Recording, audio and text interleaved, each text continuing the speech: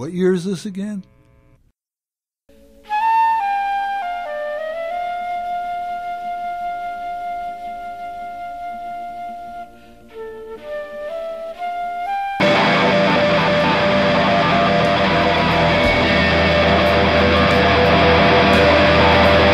Driving south from L.A. International, it should take no more than a hit or two off of your favorite brand of cigarette before you're right here in Gordita Beach, California. Well, no, actually this used to be the beach. Later on, all this is going to go high-rise, high-rent, high-intensity. But right now, back in 1970, what it is just high. An ounce of Mexican commercial should run you no more than $10. And that's with the seeds and stems, of course. So pretty much every night here is party night. Oh, my name... I need your help, Doc. My name's Doc, and I'm a private gumshoe. Nowadays, more like gum sandal. And that's, you know, it's groovy. Or I guess it was groovy. Till one night my ex-old lady shows up. Never did let me down, Doc. No, I mean really, never. At that point it gets sort of peculiar. Maybe you'll just want to read the book, Inherent Vice.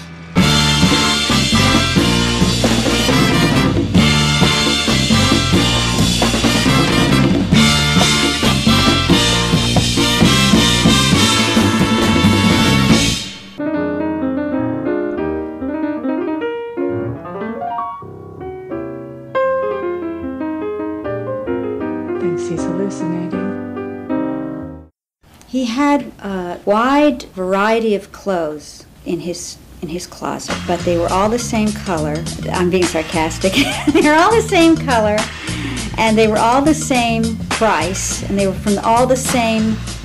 They were all Levi, made by Levi's.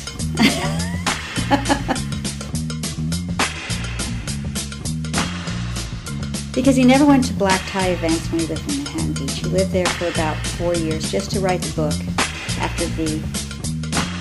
He was working on Gravity's Rainbow and having a lot of trouble, as all writers do, with writer's block. And he stayed up all night and wrote by hand. Long hand.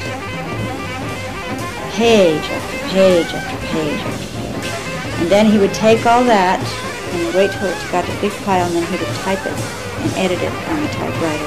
So all he did, really, was he lived like a hermit. What year is this again?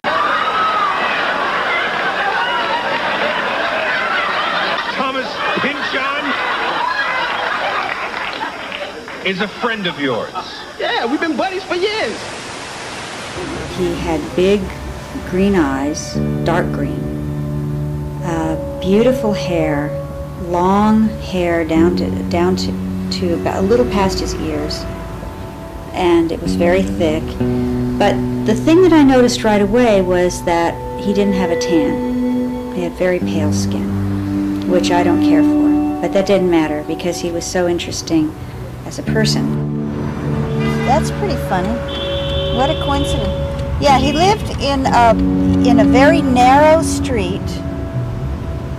And it was about as hilly, it was a little less hilly than this. One of these strange little places. It wasn't up that way, but it was right around like on this, about this, about from here to the beach. This looks like it.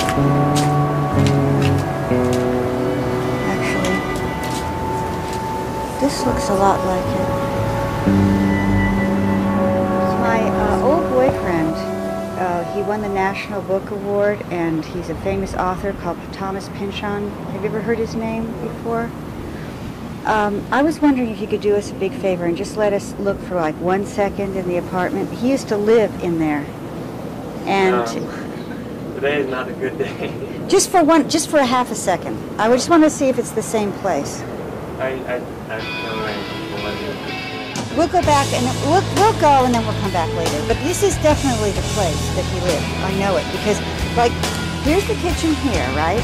And there's a little bathroom right there, right? And then the bedroom's here, and there's only enough room for the bed. See, I described the house. It's great. Do you realize how important this is? This is a historical moment.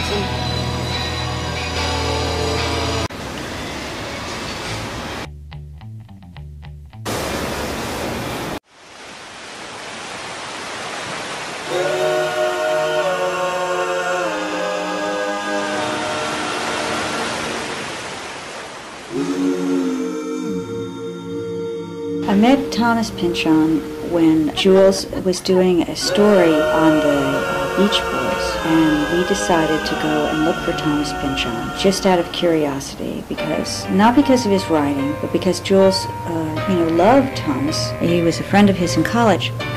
So he loved Tom, and he said, just in the spur of the moment, he said, let's go to Manhattan Beach and look up Tom. So we went there, and as soon as Tom opened the door, I fell instantly in love with him, and he fell instantly in love with me. Baby shot me down.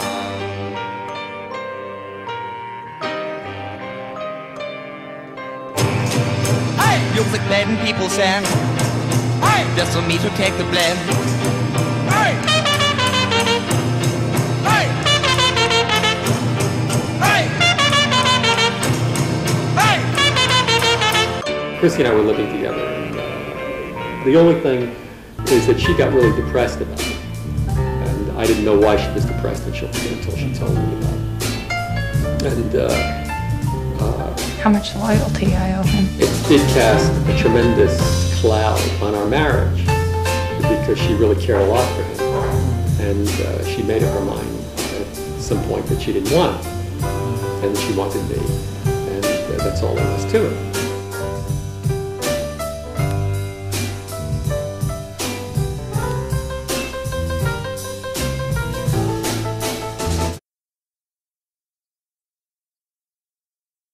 And this was just the feeling of the times. Everybody was paranoid.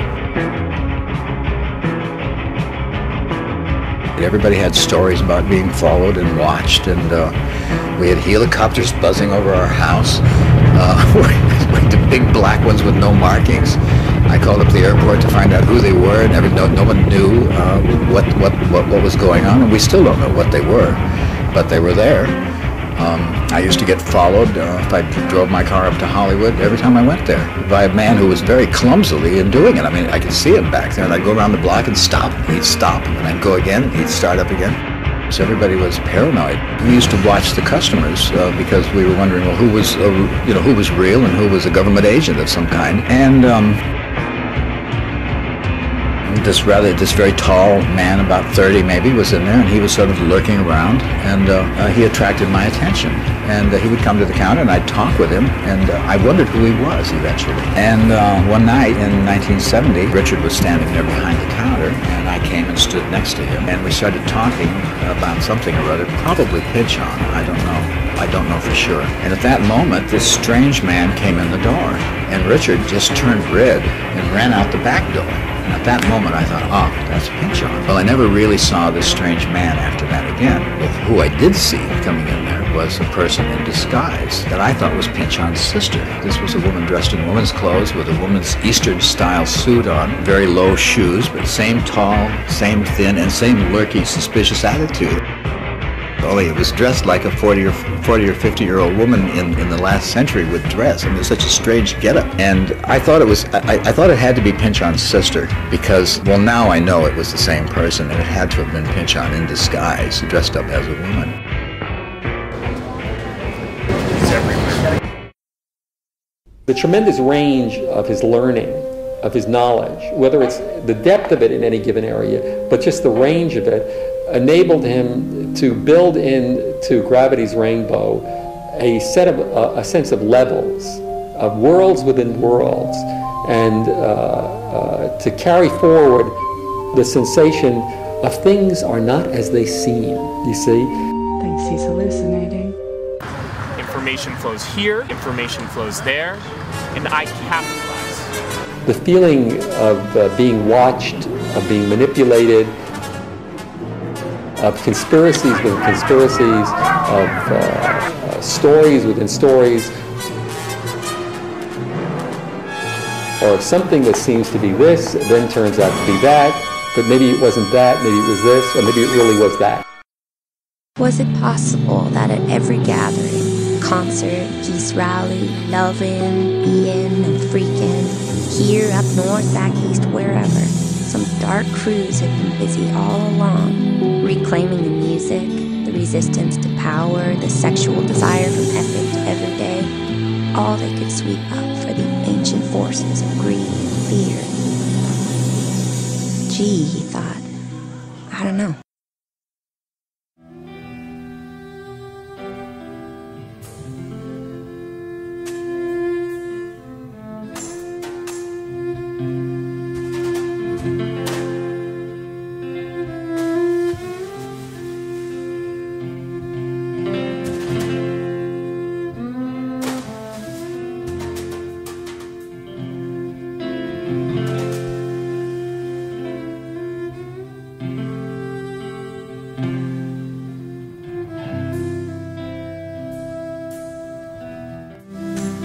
Yet there is no avoiding time, the sea of time, the sea of memory and forgetfulness, the years of promise gone and unrecoverable, of the land almost allowed to claim its better destiny only to have the claim jumped by evildoers known all too well, and taken instead and held hostage to the future we must live in now forever.